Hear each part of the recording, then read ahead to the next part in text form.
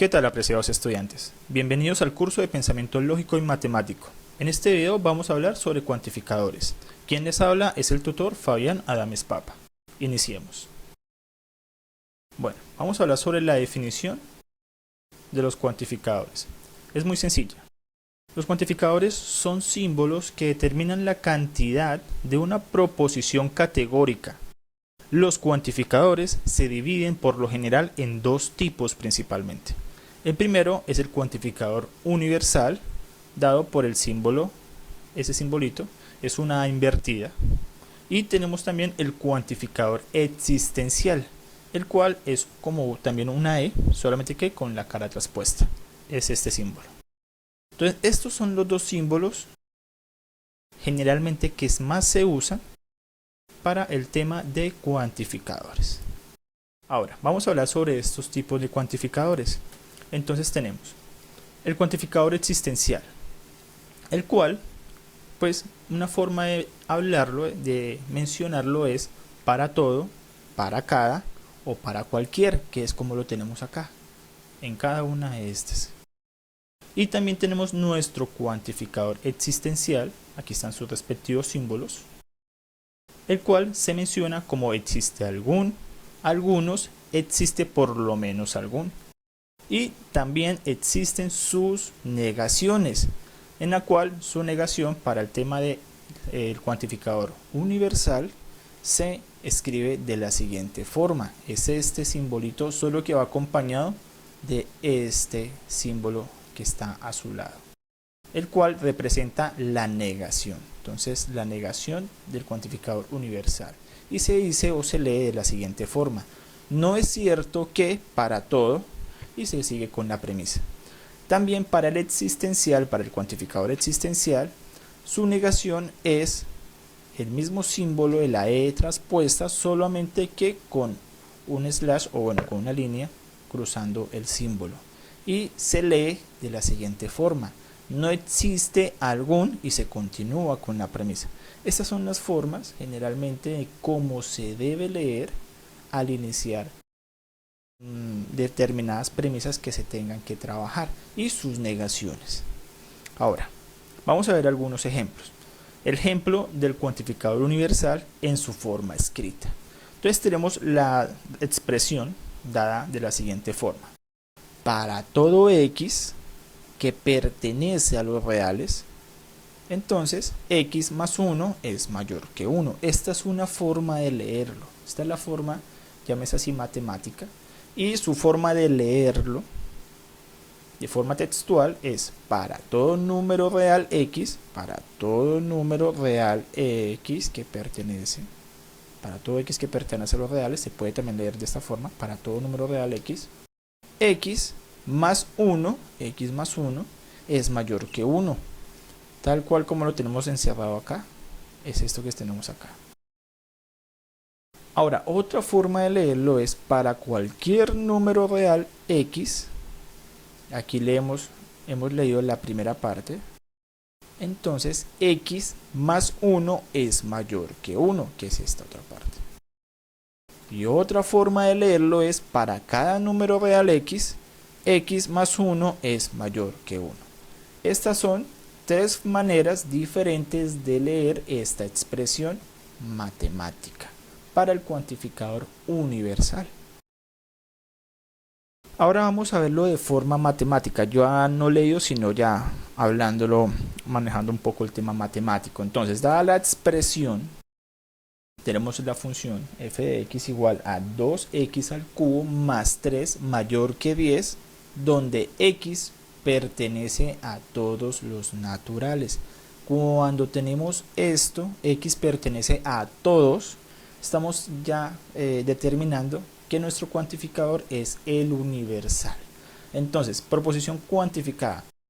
Tenemos entonces ahora que vamos a organizar. Ya sabemos que esta es nuestra clave para saber que nuestro cuantificador va a ser el universal. Entonces, para todo x que pertenece a los naturales, entonces 2x al cubo más 3 es mayor que 10. Ahora tenemos que comprobar si esto es cierto. Si 2x al cubo más 3 es mayor que 10. ¿Cómo lo hacemos? Reemplazando este x. Entonces vamos a hacerlo reemplazando x igual a 1. Ustedes lo pueden hacer reemplazándolo como x igual a 2, x igual a 3, hasta la cantidad que ustedes deseen. Aquí lo vamos a hacer con x igual a 1. Entonces, si en al menos un término esto no me coincide que sea mayor que 10, significa que es una falsedad. Y es lo que vamos a demostrar acá. Entonces, 2 por 1, este x lo reemplazamos a 1, elevado a la 3 o al cubo, más 3 mayor que 10. Ahora, 1, este 1 se está multiplicando 3 veces porque está elevado al cubo. Entonces tenemos 1 más 1 más 1, perdón, 1 por 1 por 1. Entonces tendríamos 1 por 1 es igual a 1, por 1 sería igual a 1. Entonces tendríamos 2 por 1 más 3 sería mayor a 10. Pero ¿qué pasa? 2 por 1 pues 2. Si sumamos este 2 y este 3 tendríamos 5. Y 5 mayor que 10 no es cierto. Por lo tanto 5 mayor que 10 es una falsedad. Es falso totalmente. Esa es una de las formas matemáticas de manejar el cuantificador universal. Vamos a ver ahora el otro cuantificador, el existencial. Su forma escrita es de la siguiente manera. Dada la expresión, existe algún n que pertenece a los enteros, este es el símbolo de enteros, tal que n más 2 sea igual a 0. Ahora, se puede leer de estas tres diferentes formas. Entonces la primera forma, que es como la tengo yo aquí encerrada, voy a leer esta primera parte, este primer cuadrito, que es este primer cuadrito. Entonces se dice, existe un número entero n. Entonces eso es lo que significa esto, existe al menos un número entero n. Voy a leer la otra parte, la parte que está en el cuadrito azul, que significa tal que n más 2 es igual a 0. N más 2 igual a 0. Otra forma de leerlo es, para algún número entero n, n más 2 es igual a 0. O al menos, para un número entero n, n más 2 es igual a 0. Estas son las tres formas de leer el cuantificador existencial. Esa es su forma escrita. Esa es su forma matemática, esa es su forma escrita. Ahora vamos a ver la forma matemática del cuantificador existencial. Dada la expresión de la función f de x igual a 3 a la x, tenemos 3 a la potencia de x más 1 igual a 10, donde existe al menos un x que pertenece a los naturales. Entonces, la proposición cuantificada sería la siguiente. Y aquí ya nos dan la clave, que tenemos que existe al menos un x. Ya sabemos que es nuestro cuantificador existencial. Ahora, existe un x que pertenece a los naturales, tal que 3 elevado a la potencia de x más 1 es igual a 10. Ya hemos organizado nuestra proposición. Ahora, ya en el anterior reemplazamos por 1 x. Recordemos que para saber si es verdadero o falso, entonces podemos reemplazar. Entonces vamos a reemplazar aquí que x sea igual a 2. Vamos a reemplazar este. Vamos a reemplazar este x que está, que esta potencia. Entonces sería 3 al cuadrado, reemplazamos este x por este 2, más 1 igual a 10. Entonces recordemos que esta potencia quiere decir que se está multiplicando este 3 dos veces. ¿Qué es esto? 3 por 3, más 1 igual a 10. Entonces 3 por 3 es igual a 9 más 1 es igual a 10. Por lo tanto 9 más 1 es igual a 10. Esto es verdadero. Esta es una forma también de comprobar mis proposiciones. Entonces este es el ejemplo formal de cómo se debe hacer de forma matemática. Ahora, vamos a hablar de la negación de los cuantificadores ya mencionados. ¿Cómo sería? Tenemos entonces negación del cuantificador universal. Sería de la siguiente forma. Se representa con el símbolo, ese es el símbolo. La negación es este simbolito que está acá. La negación del cuantificador universal para todo x acompañado de una variable p de x, que puede representar cualquier cosa. Siempre va a ir acompañado este p de x con el cuantificador, ya sea universal o existencial. Entonces, tenemos la negación del cuantificador universal, negación para todo x, que se lee de la siguiente forma. No es cierto que para todo x, p sea verdadero. O sea, ¿qué quiere decir?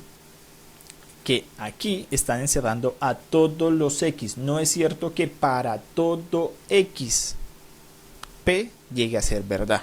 P sea algo verdadero. No tengan muy presente eso. Una forma equivalente de decir esto mismo es de esta forma que tenemos acá abajo. La forma equivalente sería así. Existe un x tal que p es falso. Ahora, ¿qué pasa? Porque ahora aquí en los símbolos aparece un cuantificador diferente al que mencioné acá. Resulta que la negación del cuantificador universal es igual a decir que existe al menos un x, pero negando mi variable que la está acompañando. Aquí no la está negando, acá sí. Esa es la equivalencia. Entonces yo aquí tengo que que la negación de para todo x es igual que existe algún x siempre y cuando esté negándose mi variable acompañante, que es este p. Entonces, de forma escrita, tenemos en la primera que no es cierto que para todo x p es verdadero. Y aquí tenemos que existe un x. Recordemos que si aquí dice que no es cierto que para todo x p sea verdadero, si aquí tenemos que existe un x, entonces p tiene que ser falso, porque aquí mismo me lo está diciendo. Y recordemos que esto es esto mismo, es equivalente, tiene que concordar. Por eso, si aquí dice que para todo x p es verdadero, que no es cierto que para todo x p sea verdadero, entonces si existe un x, entonces p debe ser falso. Eso es lo que quiere decir aquí. Un ejemplo. Dada la expresión para todo número x en W, x es impar. Su forma de escribirlo es esta que está acá, subrayada. Su negación. Entonces, no es cierto que para todo x en W, x sea impar. Eso es lo que quiere decir su negación. Y es equivalente a decir que tenemos aquí estas tres líneas horizontales, significa equivalencia. Entonces, eso es equivalente a decir que si existe un x en W, entonces x no es impar. Y si no es impar, entonces lo contrario de impar debe ser par. Por lo tanto, es lo mismo que yo diga que si existe un x en W, entonces x debe ser par. Este es el ejemplo de la negación del cuantificador universal. Ahora vamos a ver la negación del cuantificador existencial. Negación del cuantificador existencial. Se presenta con el siguiente símbolo. Entonces ya se los había mostrado, es el símbolo, ese mismo símbolo del cuantificador existencial, solamente que pues lo está atravesando una línea horizontal. Y se lee de la siguiente forma. No existe x tal que p sea verdadero, que es tal cual muestra acá. Y su forma equivalente es que para todo x, entonces p debe ser falso. P no es cierto, no es verdadero. Recordemos, pasa lo mismo que nos pasaba con la anterior negación. Aquí tengo la negación de mi cuantificador existencial, que es equivalente a decir que es equivalente a mi cuantificador universal, solo que tiene que mi variable p ser negativa. Acá no, acá sí tiene que ser negativa. Esa es una de las premisas obligatorias que debe cumplir para que se dé la equivalencia. Entonces la forma de decirlo es la siguiente. Para todo x, p debe ser falso. No existe, ¿por qué? Ahora, dije yo que para todo x aquí. Entonces no existe un x tal que p sea verdadero. Si es así, entonces para todo x, p debe ser falso. Esa es la equivalencia. Concuerdan muy bien estas dos, igualmente con la anterior negación. Y un ejemplo es el siguiente. Dada la expresión, el cual tenemos acá, existe algún x que pertenece a w, tal que x menos 5 es igual a 9, tal cual como lo tenemos acá escrito. Su negación sería de la siguiente forma. Entonces, no existe un x en w tal que x menos 5 sea igual a 9. Su forma equivalente de expresarlo sería de esta forma, el cual significa que para todo x en w, x menos 5 no es igual a 9. Acuérdense que esto está negándose. Entonces x más menos 5 no puede ser igual a 9. Y si no puede ser igual a 9, entonces su forma de escribirlo correctamente sería para todo x en w o que pertenece a w, entonces x menos 5 es diferente de 9. Esa es la forma como se tiene que expresar matemáticamente hablando. Y eso es todo por el momento, estudiantes. Espero que les haya gustado el video. Que estén muy bien.